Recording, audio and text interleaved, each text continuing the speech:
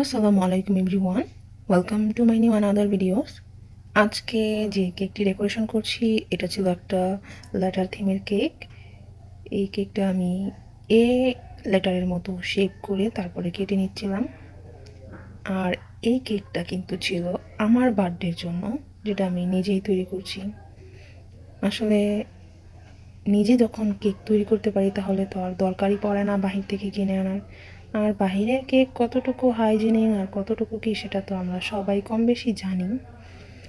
তো তাই আমি আমার নিজের বার্থডের জন্য নিজেই কেক বানিয়ে নিলাম।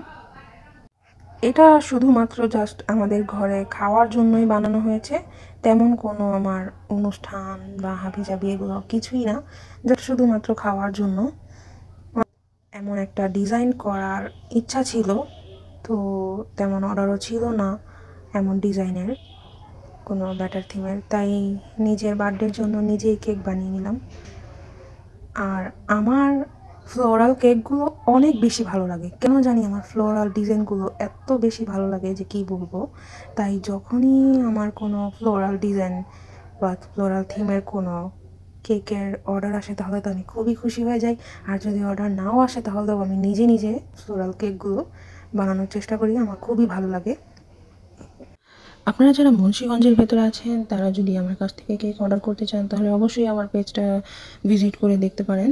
যদি ভালো লেগে থাকে ডিজাইনগুলো অবশ্যই আমার কাছ থেকে অর্ডার করতে পারেন, অথবা আপনারা চাইলে আপনাদের মতো কাস্টমাইজ করেও কিন্তু কেকের অর্ডার করতে পারেন।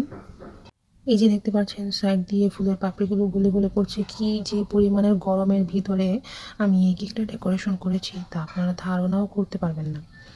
আর তারপরে হচ্ছে কারেন্ট ছিল না, আরও অনেক গরম।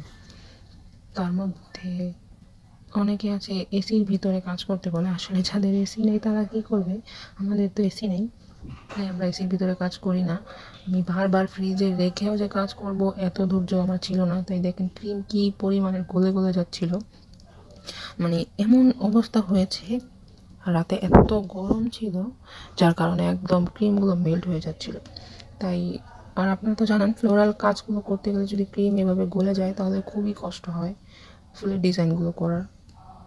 একে তো এমনি ক্রিম গলে যাচ্ছিল, তার মধ্যে যদি ক্রিমের মধ্যে যেভাবে এক্সট্রা করে একটু বেশি ডিপ কালার আনার জন্য ফুড কালার মেশালে ক্রিমগুলো আরও বেশি গলে যাচ্ছিলো। তাই খুবই সমস্যা হয়ে গরমে ক্রিমগুলো দিয়ে কাজ করা। যাই হোক, অবশেষে আমার কাজ কিছুটা সম্পূর্ণ হয়েছে। আর আরেকটা কথা না বললেই নয়, ফ্লাওয়ার যে কেকের ডেকোরেশনগুলো থাকে তার মধ্যে আপনি দেখবেন যতই ফুল আর্ট করেন না কেন, আপনি যদি এই গ্রিন কালার দিয়ে কোনো ডেকোরেশন না করেন বা গ্রিন কালারের এই পাতাগুলো যদি না দেন তাহলে কিন্তু ফ্লাওয়ার কেকের মানে মূল আকর্ষণটাই হচ্ছে এই গ্রিন কালারের পাতাগুলো। গ্রিন কালারের পাতাগুলো দেওয়ার পরে কেকটা মানে পুরোপুরি তার সৌন্দর্যটা ফিরে পায়, আর না হলে কিন্তু এতক্ষণ তেমন একটা ভালো লাগে না। তো এই তো আমার কাজ প্রায় কমপ্লিট। এরপর আমি যে সাইডগুলো ছিল এগুলো আমি কভার করে নেব। তো এত গরম ছিল, ভিডিও করার এত ধৈর্য ছিল না, আমি সাইডের কভার পুরোপুরি দেখাতে পারিনি। তবে আমি আমার এই কেকের যে ফুল লুক তার কিছু পিকচার আমি ভিডিও শেষে অ্যাড করে দেবো, আপনারা চাইলে দেখে নিতে পারেন। অবশ্যই কমেন্ট বক্সে জানাবেন ডিজাইনগুলো আমার কেমন লাগে আপনাদের কাছে।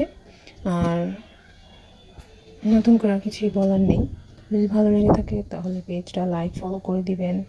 অবশ্যই যদি কেক অর্ডার করতে চান তাহলে পেজটা একবার হলেও ভিজিট করবেন। আর আমাদের পেজে হোম ডেলিভারি অ্যাভেলেবেল আছে, যারা হোম ডেলিভারি নিতে চান তাদের হোম ডেলিভারি দেওয়া হয়। আল্লাহ হাফেজ।